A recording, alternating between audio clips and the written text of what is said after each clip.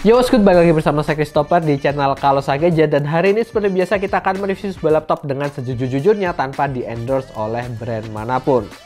Nah, karena kita udah masuk di bulan Desember nih, di penghujung tahun, dan kalian kayaknya dari beberapa bulan lalu juga udah minta untuk bikinin rekomendasi laptop terbaik di tahun 2022.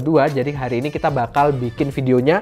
Hari ini kita akan fokus dulu ke segmen entry level dan kita akan bikin 3 laptop terbaik kelas entry level tahun 2022. Tapi ini nggak berdasarkan urutan peringkat performance ataupun yang lainnya, jadi langsung aja kita mulai. Untuk laptop yang pertama sebenarnya ada laptop yang menarik banget, yaitu Asus VivoBook K513 OLED, dimana laptop ini ngasih layar OLED di harga yang sangat terjangkau di 8 jutaan aja. Cuman sayangnya kemarin kita nggak sempat nge-review barangnya karena kemarin stoknya sedikit dan cepat banget habis. Jadi semoga editor kita bisa nemuin footage yang bisa ditampilin di video kali ini. Dari prosesor sih dia pakai Intel Core i3 generasi 11, tapi untuk performance-nya kita nggak bisa bilang banyak karena kita nggak sempat nyobain secara langsung. Dan layarnya pun yang OLED, dia punya color gamut di 100% DCI-P3. Jadi kemungkinan ini bakal cocok untuk para editor 2 dimensi atau mungkin fotografer ya yang butuh untuk editing dan coloring foto. Tapi budgetnya tuh mepet, jadi kalian bisa beli laptop ini harganya 8 jutaan aja dan udah proper mengingat color gamutnya sendiri sudah di 100% DCI-P3. Selanjutnya ada Samsung Chromebook 4. Ini laptop underdog yang sangat di-underestimate sama kebanyakan orang karena mungkin belum familiar sama Chrome OS ya. Harus diakui bahwa sulit banget untuk menggeser dominasi dari Windows, Linux, dan juga Mac OS yang udah jadi top of mind orang-orang kalau ngomongin soal operating system di platform laptop dan juga PC. Padahal kalau kalian udah coba pakai Chrome OS ini, itu sangat mudah dan feel-nya familiar banget karena basicnya ini seperti device Android kalian. Alasan kenapa laptop ini jarang dipandang juga karena spesifikasinya yang nggak sewah para kompetitornya. Dari segi prosesor dia menggunakan Intel Celeron N4020 dengan clock speed maksimum hanya 2,8 GHz dan TDP di 6 Watt. Kemudian RAM-nya juga cuma 4 GB dengan memori eMMC 32 GB. Kalau kita bayangin ini untuk nge-running Windows 11 udah pasti ngos-ngosan. Jangankan untuk buka software berat ya. Mungkin buka beberapa tab di browser aja udah patah-patah karena RAM-nya yang kecil. Nah, di sini nih orang banyak terjebak dengan ngelihat speknya dan diasumsikan performanya untuk running di Windows 11 yang berat. Sedangkan Chrome OS itu sangat ringan banget, jadi untuk ngelakuin pekerjaan kalian tetap bisa dengan sangat lancar walaupun dengan spek yang minimalis. Dan karena spek yang minimalis tadi, harganya juga jadi bisa murah, dia start di 2,5 juta rupiah aja. Keunggulan lainnya dari laptop ini adalah dimensinya yang sangat ringkas, di 28,4 x 20,2 cm, ketebalan 1,7 cm, dan bobot hanya di 1,18 kg aja. Dan walaupun bodinya ini kecil, tapi dia udah kokoh dan udah lolos uji standar militer, jadi kalian nggak perlu khawatir. Untuk software, nah ini bisa jadi kelebihan sekaligus kekurangan ya. Yang jelas dia nggak bisa install software-software dari Windows ataupun Mac, jadi harus download dari Play Store. Dan kalian bisa download software alternatif yang bisa punya fungsi yang sama dengan yang biasa kalian gunakan di laptop lain. Kelebihannya softwarenya tuh lebih ringan, kekurangannya ya kalian harus belajar dan membiasakan diri pakai software baru. Dan terakhir dia juga punya daya tahan baterai yang super, hasil pengujian kita pakai CR Expert bisa dapat di 18 jam lebih.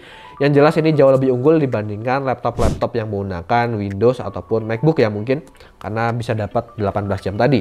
Intinya ini laptop produktivitas yang nggak usah diragukan lagi soal kinerjanya. Ini banyak juga dipakai programmer karena Chrome OS-nya yang sangat ringan, jadi ini cocok banget untuk kerja kantoran kalian juga.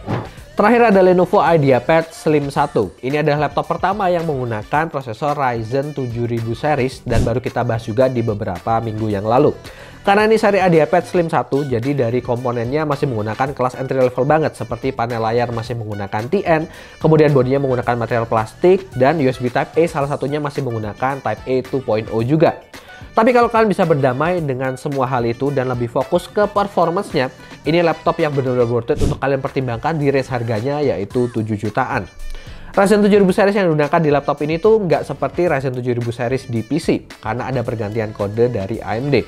Angka yang paling depan tuh digunakan untuk menunjukkan portofolio model year. Jadi untuk tahun 2023 diberi angka 7, 2024 nanti angka 8, 2025 9 dan begitu seterusnya. Dan kalau kita ngelihat spesifikasi prosesor dan teknologi yang disematkan di dalamnya, ini sebenarnya lebih mirip sama Ryzen 6000 series, terutama untuk Ryzen 3 7320U yang dipakai di laptop satu ini. Karena sejak Ryzen 6000 meluncur, kita belum pernah ngelihat varian Ryzen 3-nya ya. Jadi sepertinya langsung dilompati ke penamaan Ryzen 3 7320U ini. Untuk performance-nya kalian bisa lihat lebih detail di video review yang kita udah buat kemarin, tapi kalau mau dirangkum sebenarnya ini nggak jauh-jauh dari performance-nya Ryzen 3 5300U. Dimana kalau kita ingat waktu pertama prosesor ini di launching, semua laptop yang dipakai prosesor ini tuh langsung habis di mana-mana karena memang menawarkan performance yang sangat oke dan menarik di kelas harga 7-8 jutaan. Bahkan lebih oke dibandingkan Intel Core i3 generasi 11 pada waktu itu. Dan berhubung kayaknya sekarang nyari laptop Ryzen 3 5300U itu udah agak sulit, Ryzen 3 7320U ini menawarkan opsi yang cukup oke juga. Ditambah lagi untuk Ryzen 3 7320U ini udah mendapatkan update untuk integrated graphics-nya, yaitu menggunakan arsitektur RDNA 2 yang sekarang udah punya kemampuan untuk ray tracing. Kemudian ada juga akselerasi hardware untuk decoding video AV1, jadi bisa punya load yang lebih ringan untuk CPU core-nya. Performa gamingnya juga bisa dibilang sedikit lebih oke dibandingkan Vega yang digunakan di Ryzen 3 5300U. Jadi ini laptop yang cocok banget untuk kalian yang masih pelajar dan juga mahasiswa yang butuh untuk ngerjain tugas sehari-hari dan juga gaming e-sport tipis-tipis. Bodinya juga ringkas, nggak makan banyak space dalam tas kalian dan juga termasuk ringan dengan bobot di 1,3 kiloan. Itu tadi 3 laptop yang menarik dan mungkin juga worth it untuk bisa kalian beli di tahun 2022 ini.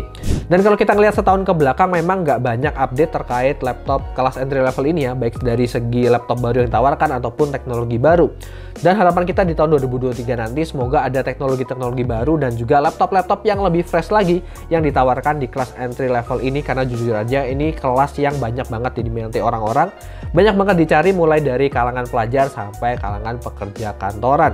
Dan gimana menurut kalian? Apakah kalian setuju sama 3 laptop yang udah kita sarankan tadi? Atau kalian mungkin punya best laptop untuk kelas entry level ini di tahun 2022? Silahkan kalian bisa tuliskan di kolom komentar di bawah. Segitu aja untuk video review kita kali ini. Terima kasih buat kalian semua yang sudah menonton. Jangan lupa like dan juga subscribe untuk bantu channel kita lebih berkembang lagi. Dan kalau kalian punya pertanyaan langsung aja tuliskan di kolom komentar di bawah. Semua link sosial media kita juga ada di kolom deskripsi. Jadi silakan kalian cek karena di sana bakal ada info menarik yang kita update setiap harinya.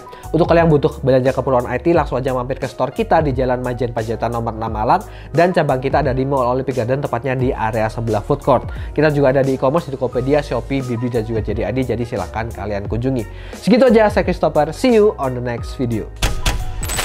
Kalosa Shopping Surprise volume kedua hadir memberikan surprise di setiap pembelian barang Anda. Dapatkan grand prize Yamaha R15 and Mio M3. Total hadiah hingga ratusan juta rupiah loh. Shopping di Kalosa dapat surprise, dapat hadiah.